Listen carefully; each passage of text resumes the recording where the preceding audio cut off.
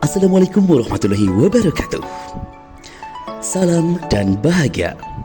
Ibu dan Bapak Guru, saya Nugra Tohron akan memaparkan pemahaman mengapa kurikulum perlu diubah. Kurikulum harus selalu berubah agar sesuai dengan zaman.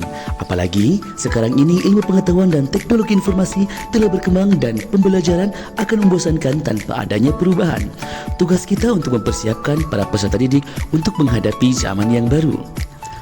Apa itu kurikulum?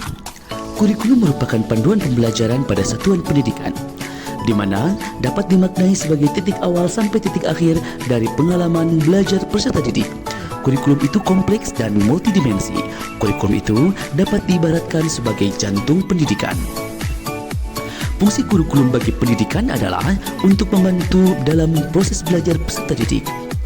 Adapun komponen kurikulum menurut Ralph Taylor, yang pertama ada tujuan, yang kedua konten, yang ketiga metode, yang ketiga evaluasi. Lantas, apa pentingnya perubahan kurikulum?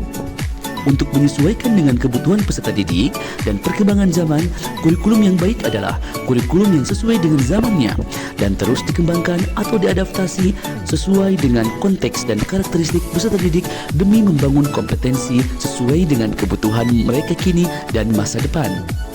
Mengapa kurikulum harus berubah? Kurikulum ya memang harus berubah. Mengapa? Tentu saja untuk menjawab tantangan zaman. Kurikulum tidak dapat dipergunakan dalam satu waktu terus-menerus karena dunia terus berubah.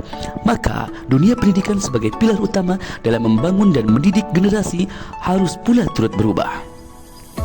Jadi, dapatkah kurikulum berubah? Kurikulum operasional satuan pendidikan harus bersifat dinamis, artinya dapat diubah sesuai perubahan dan perkembangan budaya dan zaman, selain mengikuti zaman yang sudah diadaptasi sesuai lingkungan geografis.